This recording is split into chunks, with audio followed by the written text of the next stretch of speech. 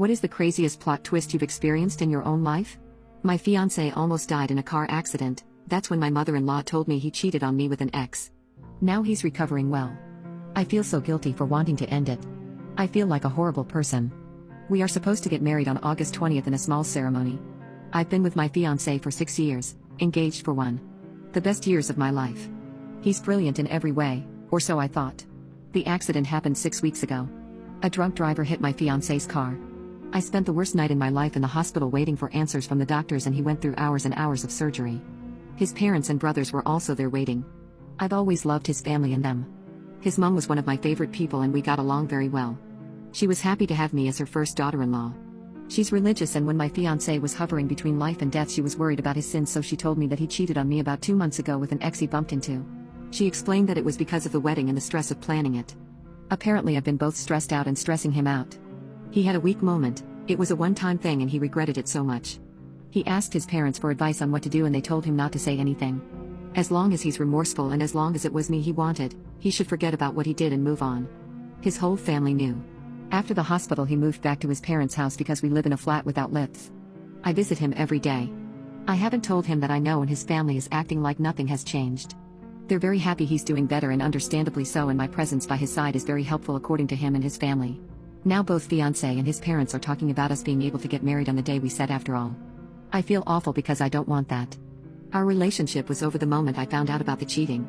I stayed because I loved him and I wanted him to feel better. I couldn't break his heart while he's recovering. I also thought the wedding was postponed and that we would have more time for him to recover fully and be strong and independent again, so I could leave with a clear conscience.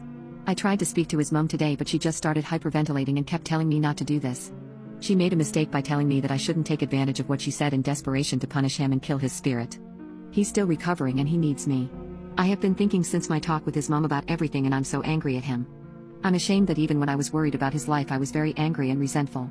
We were supposed to have our wedding in this beautiful manor house that he found that's all-inclusive. With our most important people.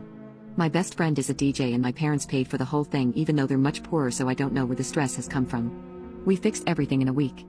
I'm so angry and I've kept bottling it up since the accident. I'm afraid I'm going to explode soon. I told my fiancé that I knew about his infidelity and canceled the wedding. He still wants a second chance. I have written here 3 days ago before I talked to my fiancé. This is after I told him I know about his cheating.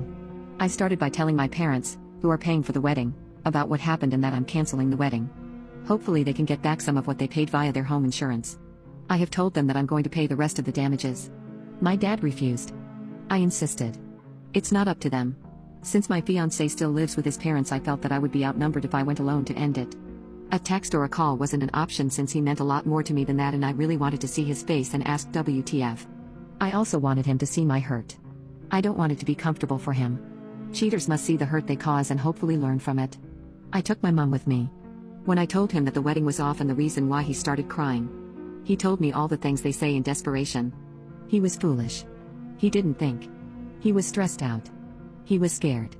It meant nothing. He regretted it. He didn't want to tell me because it meant nothing and he didn't want to hurt me. I should give him a chance to prove himself and his loyalty. He can ask his parents to pay for the wedding. We can postpone the wedding indefinitely. I can take the apartment and he will live with his parents. As long as it takes for me to forgive him. I haven't cried so much as I did when I was listening to his bullshit and afterwards on my way home. How could he do this to me? He didn't give me a satisfying answer to why he did this to me. To us. I have cried myself to sleep every night since the accident, and yet I cried like I've just found out. I'm going to stay in the apartment that we bought together and he will stay with his parents. Prices has gone down these last couple of months and we both agreed that we don't want to sell for less than what we paid. But the moment it goes up again we're selling. I have started packing his things now, and tomorrow I'm renting a van to move his things to his parents' house.